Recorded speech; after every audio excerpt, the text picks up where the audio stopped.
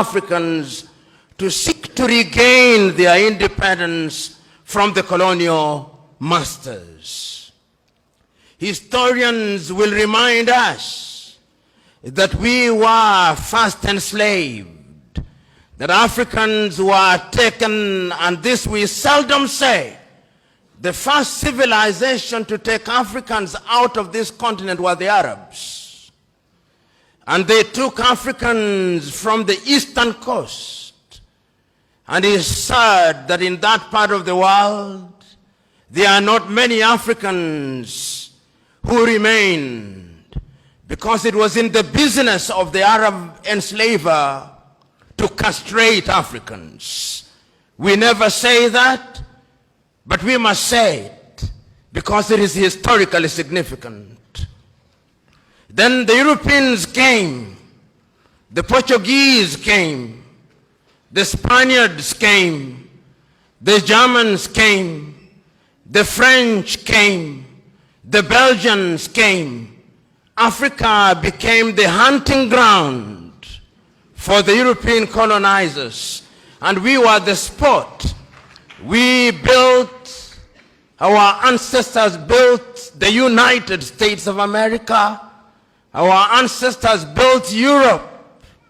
And when slavery had lost its shine and sheen, the Europeans abolished it. But they replaced it with yet another pernicious enterprise, the colonization of Africa. The Europeans sat in Berlin, in Germany, in 1884, and they looked at the map of Africa and parceled it out. The British had their share, the Germans had their share, and Tanzania or Tanganyika was their share, as was Rwanda and Burundi. The Spaniards were Johnny-come-latelys in the arena, and they got little Equatorial Guinea and Southwest Africa. The French were here, the Portuguese were here, and we were colonized. This time round, they did not take us away. They came here, and they controlled us, and they told us, not in so many words, that we were children of a lesser God. And we were treated as if we were children of a lesser God. In fact, they told us that on the day of creation, we were merely hewers of wood and drawers of water. And if anybody were to doubt it, in 1948, it was more blatant when Hendrik Verwoerd instituted the apartheid regime in South Africa. But yet there is a sense in which the God that we worship never sleeps. The colonial enterprise ran its course, and the European tribes, the Europeans never called themselves tribes, they called them nations, were engaged in a war. First in 1918, the European tribes fought. And they had something called the League of Nations, which died. Then they fought again in 1945. And what is unique about the European nations is that when they are engaged in tribal wars, they call them world wars. So there was another war between 1945, 1939 and 1945, and after that, a new kid on the block, the United States of America, took the lead in saying that colonialism was something that was undesirable. But at that time, Africans were never quiet. Those who had been taken out had already started agitating. Many of us here will remember Marcus Garvey, of whom Bob Marley says, Garvey was a buffalo soldier in the heart of America. And many of us will remember W.E.B. Du Bois. Many of us will remember that they started agitating that Africans must regain their dignity and their independence. And indeed, in 1847, in Liberia, a small group of Africans were brought back in Monrovia, and Liberia became the first independent black nation in the continent of Africa. So soon thereafter in Sierra Leone, they also created yet another colony. But Africa was colonized, except Ethiopia, which they tried to take in 1938 and exiled Professor Dr. Haile Selassie, and unfortunately they were defeated, as you remember, in the Battle of Adwa. Africa can defeat European tribes.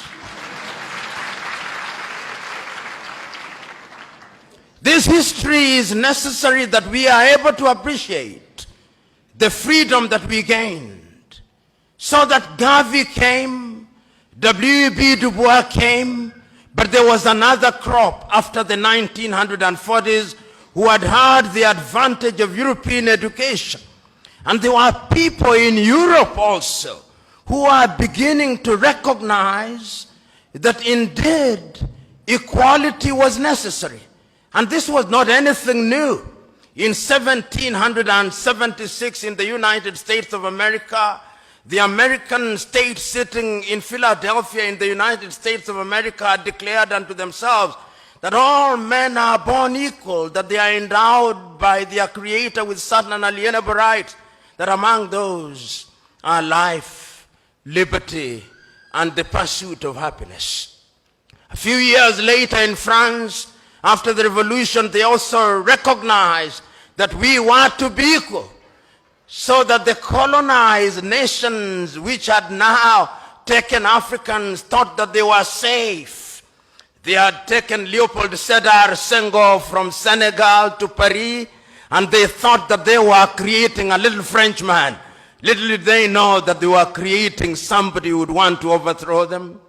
They took Félix Houphouët-Boigny from Côte d'Ivoire, and they thought that they were creating somebody who would be subservient to them. They took Ahmed Sékou Touré and Modibo Keïta, and they thought they were safe.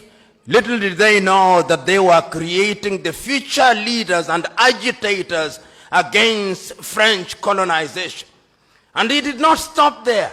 The Portuguese also took Agostinho Neto and Amilcar Cabral and Eduardo Mondlane to Lisbon. Little did they know that those individuals would be the catalyst that would be necessary in the process of decolonization. The British also had their fair share. They took others. They took Mwalimu Kambarage Nyerere, Hastings Kamuzu Banda, Kenneth David Kaunda, and many others to the United Kingdom, Jomo Kenyatta. Little did they know that those would be the individuals who sometimes later, and in Ghana, of course, they took the Osagyefo, Kwame Nkrumah, and in Nigeria they took Dr. Nnamdi Azikiwe, Abubakar Tafawa Balewa, and Sir Ahmadu Bello, the Sultan of Sokoto. There is a sense, therefore, in which these individuals started recognizing that having been enslaved, having been colonized, we now had to liberate ourselves. And the agitation started, and Kwame Nkrumah and his Ghana acquired independence in 1957.